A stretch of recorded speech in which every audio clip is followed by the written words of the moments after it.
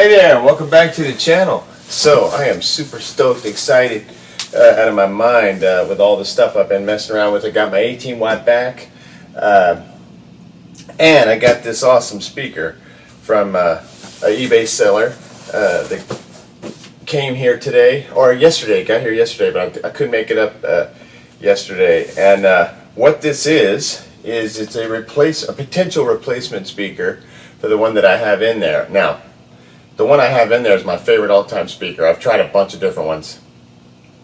And this is the original speaker that came with it. It's the, well, you'll see when I pull this one out what it looks like. But it's my original speaker. And then originally, a tech took it out because it had been, I think the cone was ripped and maybe there was some problems with the voice coil. So when I was in California, I bought it in California, and a tech there took it out and said, "Hey, I'm going to put you a new speaker in, and you'll be off and running," you know. And I just never liked the way that new speaker sounded when I got the amp back. It sounded really bright. It didn't break up the way I remembered it breaking up. It just was like a different amp, and really just too bright. I stopped playing it because I typically play Marshall type rigs, and I sort of let the amp sit for a while. And then I decided, I started reading about all these speakers, reading about the original Oxford, which is what's in mine, the Utah, the CTS speakers, the Jensen speakers, the original Chicago Jensen, Alnicos. And so I started reading about all those. So I scored a couple of those. I scored some Jensen P12Qs, which are really cool Alnico speakers. And I've had a couple of them. I got them from the speaker guy out in Portland, Oregon. I forgot his name.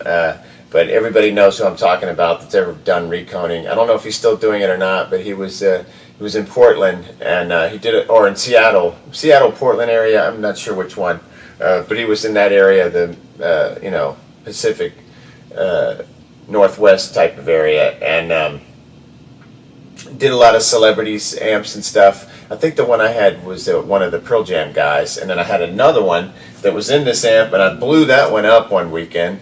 So I took it out and put the original speaker back in that I'd had reconed. And that one really sings, man. That's like, as soon as I got that one in, I knew I had the right one back in again. The original Oxford, but reconed. And I can't remember if he doped it or if he, because there's different ways when you recone it. You can do it like they originally did, where you don't put the extra dope on or whatever. And I don't know, maybe the paper is more fluttery or more responsive. You get more of that kind of like, that old vintage tone.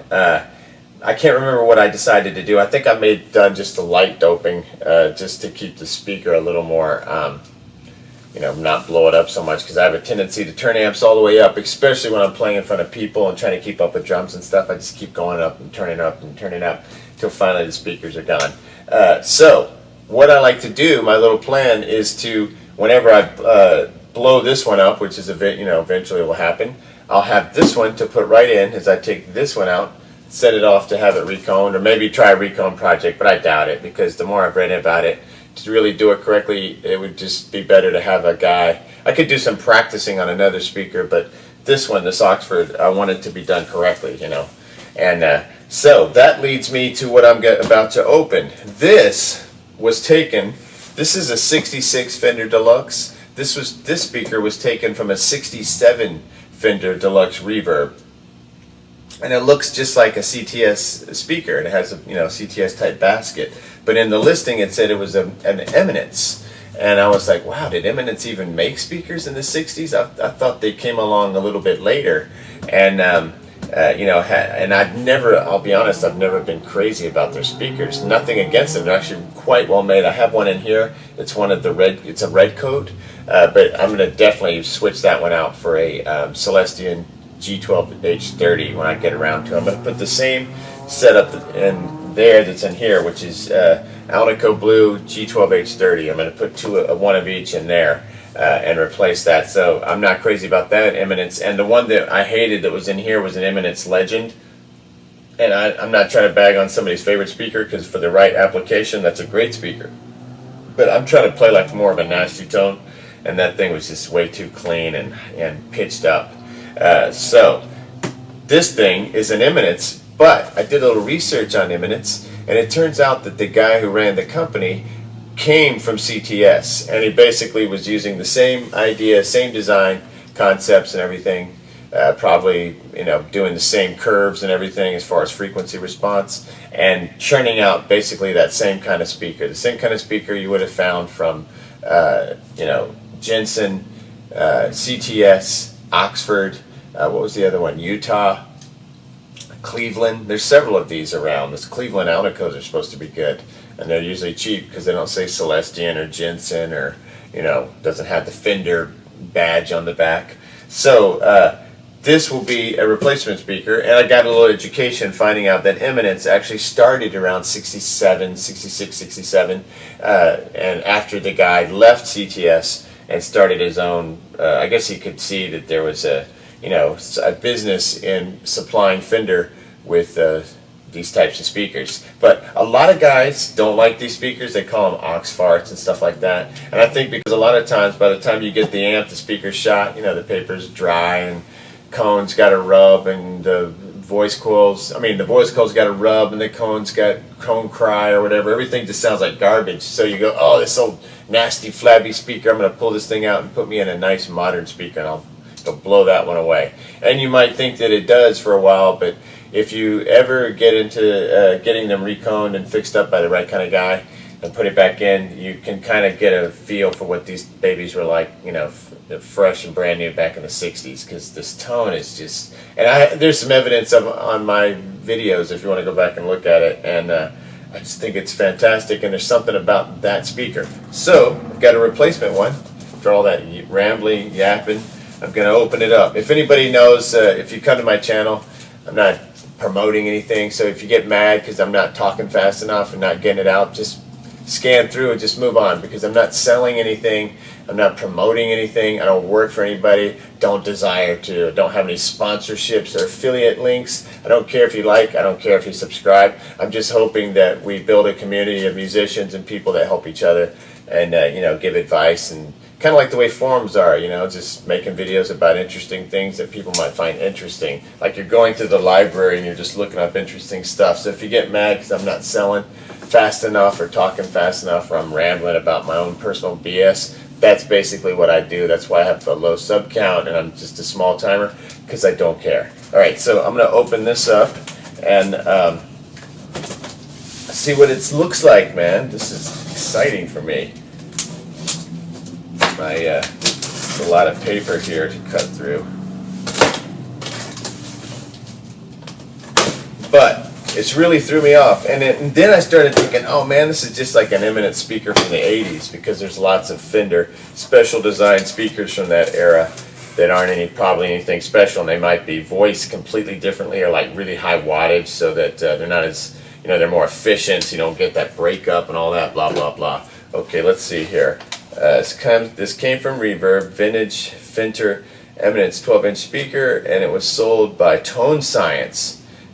Tone Science, a guy named Terry Boring, which I think is a great name. Dan Close had a graphic novel series called David Boring that I thought was fantastic. What a great last name. All right, so there's some packaging and whatnot. Luckily, it's environmental type packaging. I hate packing peanuts. Those things are such a nightmare. Okay, so let's see. Got the speaker here, well packed too by Tone Science. If anybody's looking for a good seller, I'm going to recommend Tone Science right off the bat, just for this packing job. A lot of times stuff like this comes so poorly packed. It blows your mind the way people send things out. I always try to go, you know, to that next level to make sure that, I just believe if you buy something from somebody, man, you should really, you know, take care with it so they don't feel abused. And this is a really good job. And he kept the plastic on it so that there would be no dust, you know. It's the right way to set it up, right way to ship, right way to package, right way to behave. You shipped it quickly. Okay. And I've noticed these Eminence have like a red, kind of reddish paper. Here we go. There it is. Eminence Fender Special Design Speaker. Man, this thing looks new. Looks really nice. And it has an old date code on the magnet, so you can tell it's from the 60s. It's not an 80s one. That is tight. So here's the speaker. I'll take some closer shots of it so you can see what it looks like. But it's cool because it has this original Fender, special design thing. It's just like the one that's in the back of my Deluxe. So I would install it, and we could do a tone test, and that may happen soon. So this one doesn't feel heavily doped. Like it doesn't have all that dope on it. So this must be like a vintage recone style. Really interesting. But I like to accumulate these speakers. I'm going to keep looking for more and keep trying to find, because I'm going to build me a nice 4x12 Fender style. And to make this Deluxe almost like a head, and then I'm starting to get the fever from just buying as many Fender amps as possible because I got my Marshall thing covered, and I got a real craving for this Fender thing right now. It's like really, really getting crazed. All right, so cool speaker and neat history on Eminence, CTS, Oxford, and all these speaker brands from that 60s, that wonderful period of the blackface era. Where you get a little more clean headroom, beautiful tone. It's different from the Tweed and not better, but these speakers are a big part of creating that sound. All right, next time.